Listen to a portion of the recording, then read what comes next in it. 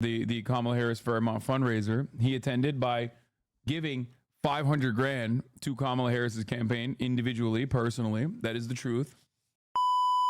With Elon Musk, and in that conversation, he accused Vice President Harris of running a, quote, completely fraudulent campaign, and that she has flip-flopped on many of the major issues. Karl Rove, of course, knows a thing or two. Brother, he called you a Putin apologist. He ain't a friend. Wait, why do you guys know so much about Tim Miller? He said I'm a Putin apologist? Why does he know who the fuck I am? That's number one. Like, that I don't understand. I just searched his name and yours on Google. So he has said nice things about you. First thing that pops up. His kids probably watches you, my guess. No, isn't he like dumb chatter gossip? He called me a Putin apologist. He's fucking brain broken. Actually brain broken. He's frequently on Brian Taylor Cohen's channel. Let me tell you, Brian Taylor Cohen's never called me a fucking Putin apologist. I thought, yeah, he's in the Pod Save universe. That's so funny. About making an opponent pay Biden for claims Harris isn't as flip-flops. far left as some people believe. Oh God. Oh my God. The demons are back. Okay. Also called you a 30-year-old smoke show socialist gamer who once complimented the Mujahideen warriors for fucking Dan Crenshaw. That one is not. He's not the worst. For that one. That one is like, it's fine. He literally looks like Kyle Rittenhouse aged. Oh God. Here's Joe Rogan on Kamala Harris. Crushed it. Yeah. That's a problem. And I don't think they thought she was going to be able to do that. That's the thing. Yeah. You can fucking coach somebody, bro. It ain't hard. I mean, maybe she just practiced. Who are these coaches? Just public speakers and stuff? Oh, yeah, public speaking coaches. Yeah, there's political speech analysts. There's people that Imagine if there's teach comedians. people how What to if David teach. Lucas gets hired to give her like some one-liners? Listen. I mean, there's a crazy world where there's shit like that, where there's somebody goes, you need a couple zingers in your back pocket. I don't know. 100%. Because if that's not your world and your brain doesn't operate like that, Trump's does. Trump is looking at like, you know, to make a little put down or he's just quick in that way. Listen, So he is quick in that way. Also, it would behoove him to hire a few great comics to just tour with him and just write one-liners about all these different fucking people. If he could remember them, I know he likes to go off his own head, but Sure. if he could remember a few Hinchcliffe bangers, if he hires Hinchcliffe to take him on the road, fucking insane that would be. Yeah, dude. Hinchcliffe writing bangers for Trump to shit on people with. Comedy cures, and it also is like sometimes what kind of just pushes. I'm not kidding when I say this. Donald Trump is organically funnier than Tony Hinchcliffe. Please forgive me, but the other day I made a fatal mistake and told me that the cheapest ticket to the Kamala fundraiser at the Fairmont San Francisco was 500 grand. Unfortunately, I was wrong, and that was the most expensive, and the cheapest was 3,300. Please forgive me and don't make me dress up as a cop so you can suck my dick. Okay, first of all, we know that that's not the case because Megaphonics was actually in the chat because he attended the Kamala Harris Fairmont, the Kamala Harris Fairmont fundraiser. He attended by giving 500 grand to Kamala Harris's campaign individually, personally. That is the truth. You have a 10-hour flight. Where are you sitting? I got put up on the Joe Rogan subreddit. Oh God, I don't want to even see it. Megaphonics did that, by the way. He attended the fundraiser because he's that fucking libbed up with 500 fucking bands, okay? 500 bands. That's how libbed up this man is, dude. Think about that. And then he tried to silence me. He tried to silence me by gifting subs at the top of the hour. The amount of subs he gifted was 5. Only 5 people were allowed to no longer see the ads at the top of the hour. Thinking that that's going to be enough to buy my silence, dude. Get out of here. Libophonics, dude. Blue Magaphonics. Here's a 3-minute ad break now, by the way, for all of you. Because at the top of the hour, there's a 3-minute ad break. Felix is going to be here soon, I think. He just texted me. Oh, he is here. He's not just going to be here soon. He is here. Shit, I'm still eating. Did you listen to the new Chaba with Jeff Stein on sanctions? Things over the top, The dude. thing you're getting from him is no one is coaching him, right? He's going off the cuff. Yeah. You know, nobody gets to tell him what to do. When he goes out there and he talks about things, he's just off the cuff, and that's why it gets sideways sometimes. Yeah. You know, it gets a little fumbly sometimes. But what I'm saying is that what she did was like a pro. She did that like a pro. Yeah. That's where it gets dangerous. Because You don't think that was calculated? You think that was off the cuff? Like just responding to what was, No, that was a 100% planned out thing. Yeah. 100% and well executed. Yeah. Like she fucking nailed it. Yeah. Tony Hinchcliffe is not funny. Donald Trump is significantly funnier than Tony Hinchcliffe. That's crazy. Quick, fun TikTok drama. What is this? Sarah? What? We're gonna do Grok AI having no filter now that Felix is here. But I gotta finish my food first before I bring Felix on. So claims Harris isn't as far left as some people believe. Let's hear what long-held issues. President George W. Bush called Rove the architect of his campaign against John Kerry. First to senior White House correspondent Peter Doocy reporting live from the North Lawn. Hello, Peter. Martha, good afternoon. We had a chance to check in with President Biden on his way down to New Orleans, and he is now claiming that Vice President Harris is not nearly as far to the left as her own personal platform in 2020 would suggest. How much more progressive is Vice President Harris than you as a candidate in the general? Issues we've worked on together have made great progress economically. No one calls what we did on infrastructure progressive. It's a good policy. And we have reached out to the campaign today. That's my goat. He's a genocide heir, but that's my goat on econ. Why is he throwing? No, he's right, Chad. Shut the fuck up. That's a good ass answer. I told you, this is like one of the few places where like Brandon has been uncompromising. He's just like, shut the fuck up. Yeah, no, you're gonna get infrastructure spending and you're gonna like it. Like, suck my dick. He literally did that shit all the time. Every time. Yo, Felix, let me finish this real quick. I'm about to finish the food. And what? Oh, yeah. Yeah, I'm telling you. I'm saying I'm eating right now. I'm about to be done. Okay. And then good response, Joe, but douchey slanted is so bad. Who gives a fuck? Fuck, dude. They clarified that on Medicare for All, for example, she no longer supports it, even though she did back in 2020. But it doesn't seem like Harris aides think she needs to explain herself anytime soon, which means that tape about her talking healthcare or the border and defending ICE, and the list goes on, is all old as opposed to something that could advance her campaign in 2024. Just because she doesn't have an interview scheduled on her public schedule doesn't mean that she's not taking her message directly to voters. Kamala. There is 0% chance it would ever happen, but can you imagine if Kamala Harris ran on expanding Medicare? Like, there's no way. If she just somehow flipped it and was like, I'm actually pro Medicare for all again, I don't know what would happen. I would lose my fucking mind. Do you think talking to no media is a mistake or no? I mean, she's going to keep holding out for as long as she can. You want to fucking get in. He's just like standing in the corner. Oh, this is like the most chairless I've ever seen. Oh, yeah, there is one. This is the least chair from the standpoint of chair this place has ever had, for sure. Yeah. No. Chair reserve. I've never said it's never been this vacant. They're usually like 8 chairs. Well, because we were sorry to eat in front of you, but I'm almost done. All good. Yeah, we're watching douchey.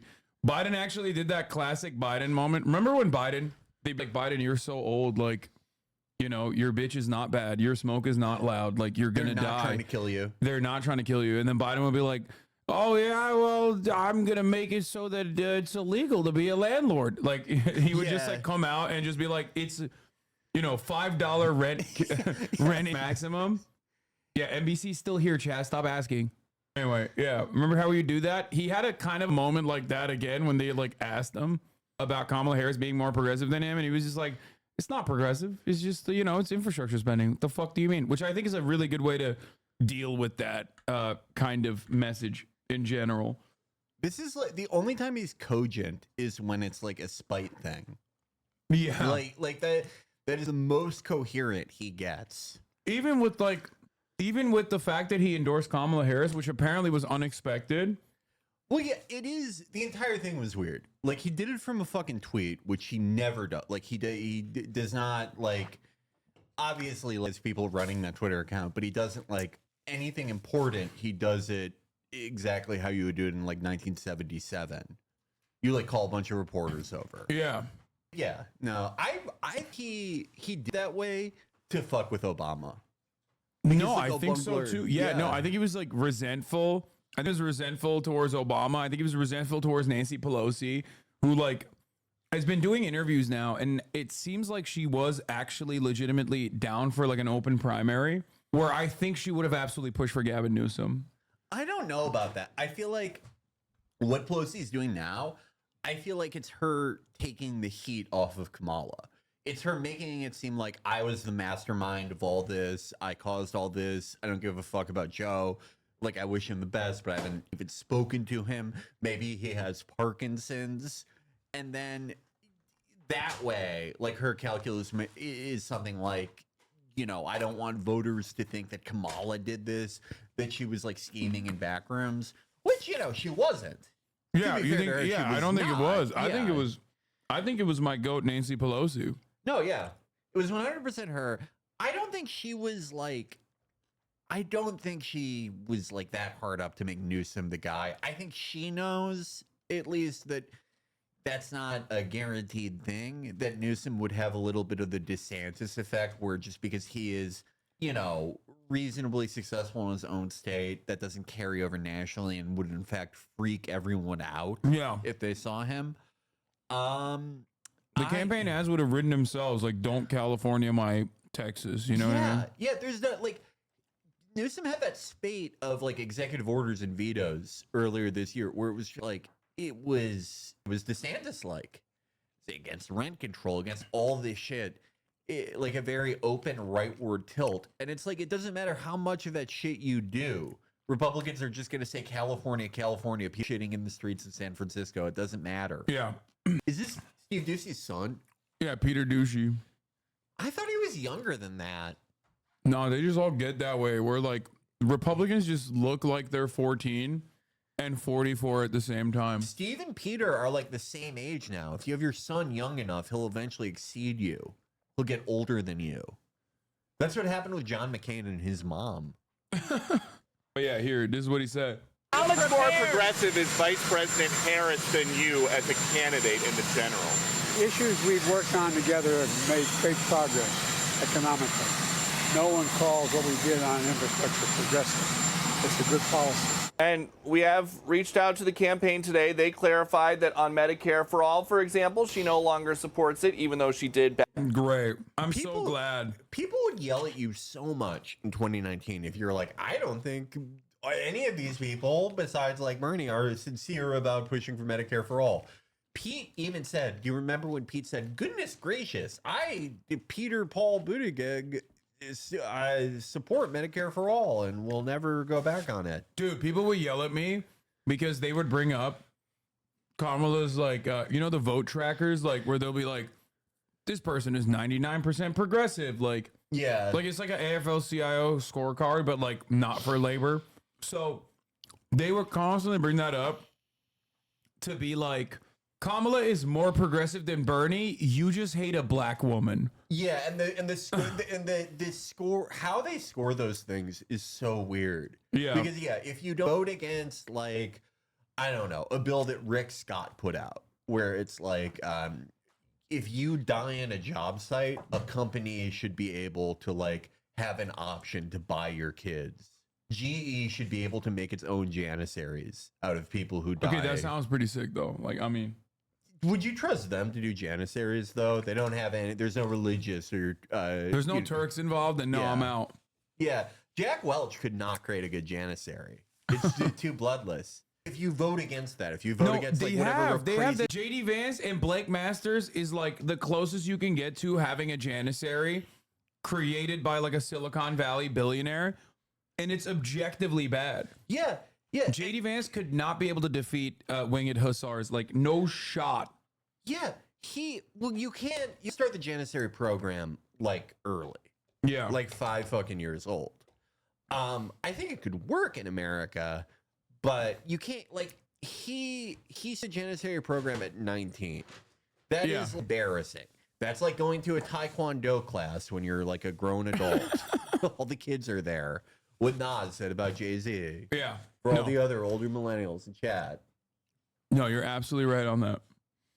But I do think that like the for some weird reason, like especially with the Tim Walz pick as well, has like accidentally arrived at really solid positions overall, with one obvious, glaringly obvious weakness, which is Israel, which is just like standing there waiting to be the October surprise.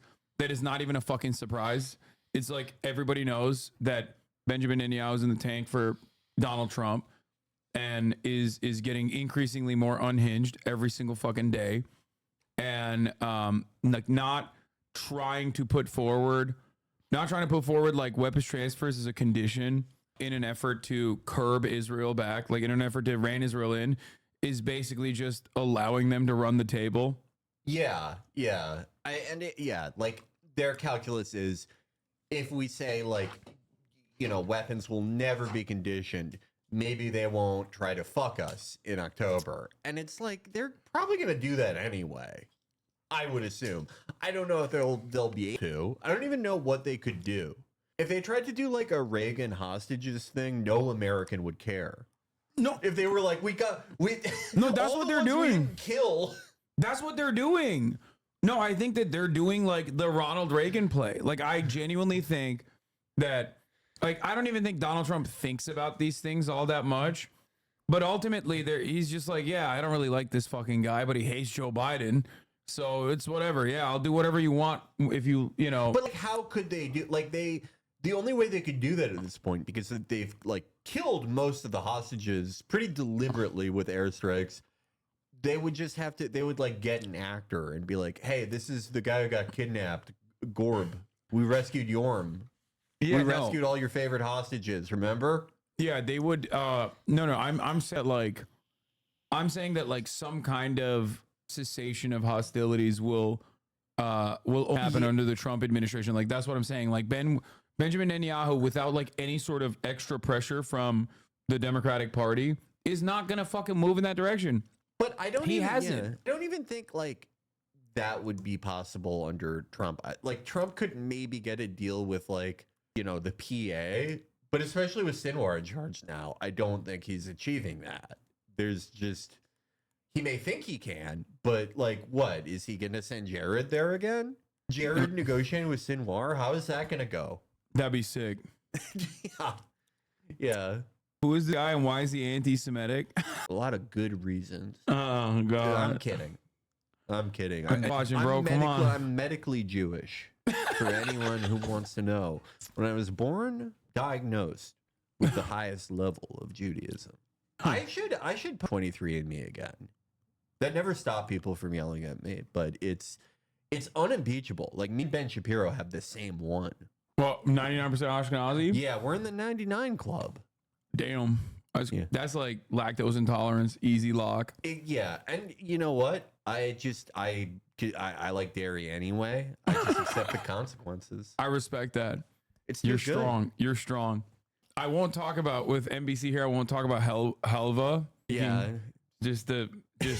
we're not gonna get into that. But yeah, let's continue on Harris flip flopping on major issues. I personally think the Democratic Party, if I'm going to put my, election watcher hat on, which I enjoy the role of every time, like every 4 years when this sort of stuff happens, it doesn't make any sense for them to not lean into the progressive policies, which it kind of feels like Harris is doing by picking Tim Walz. She's like locked in on that. And also the anti-Semitism, of course. I'm so the anti-Semitism ticket. I love the idea that Tim Walz is like, he was ride or die with like PLO. He did not leave fucking White Bear Lake until he was probably 39. Bro, I love that because like called him a secret Somali. What? Oh, dude, you didn't hear about this. He did this like Democratic like contest or whatever, and like the people in Minnesota democratically designed like a new flag for the state. Old one was like Native American guy on with a spear, and like white man plowing the land type shit. It was like pretty basic, regular racist stuff, right? He made it like contest, and people chose this new flag. And one of the first things that the Republicans did was call it like the flag of Somalia. Well, yeah, like it has similar colors, but the problem with the Minnesota flag is not that it's the Somalian flag, it's that it looks like the flag for like a Zoom competitor. It looks like the logo for a Zoom competitor or like a tertiary EU members public transit system. It's really bad. It's really just very boring. And if they had just straight up taken Somalia's flag, that would have been better. That would have been way better. Somalia's flag is great. So the Minnesota flag is not my favorite, but I don't give a shit because I'm not a flag nerd, right? Right. But Republicans, like, of course, are, endless expertise in how to do normal political campaigning. We're like, oh, he's like secretly Somali. Yeah. Like, because a lot of Somalis in Minnesota. By the way, a lot of Somalis is it's 1.2% of the population. They act like there are no white people there. Yeah. They got rid of them. Yeah. They I mean, I think there was that like study or poll that came out that like Trump leaning voters who live in like major metropolitan areas, and those are like, those are the people who are like strongest for Trump, are conservatives in urban enclaves. They would overestimate immigrant populations by a factor of like 100. Like Americans are like that with everything. Like if you go by asking Americans, a group of like 2,000 randomly selected Americans, what they think the population of anyone is.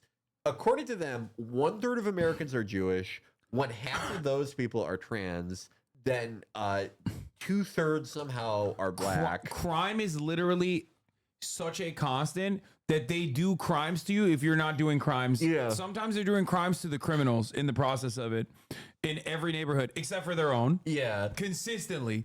Poll Americans on crime numbers, they think there is literally nonstop homosexual Marxist trans people that are doing crimes in every neighborhood, and they're all Somali, but their neighborhood's fine. Yeah.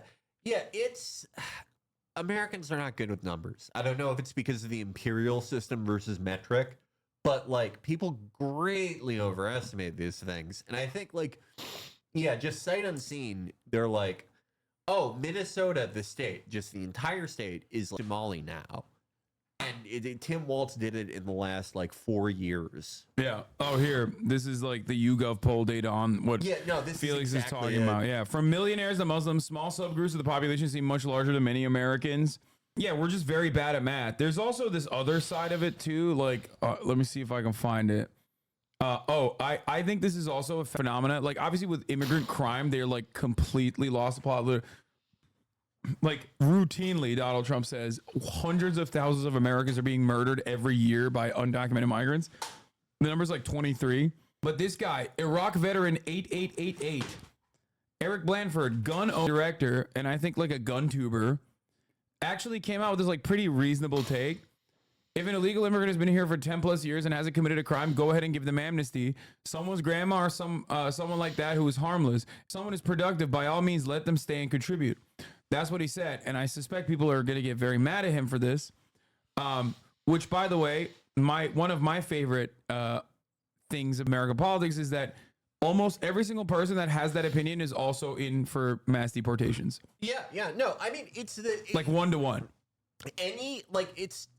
It's very similar to what you see with abortion, where I actually think that things are even more pro-choice sided than suggest, even though polls suggest that is, by far the majority position.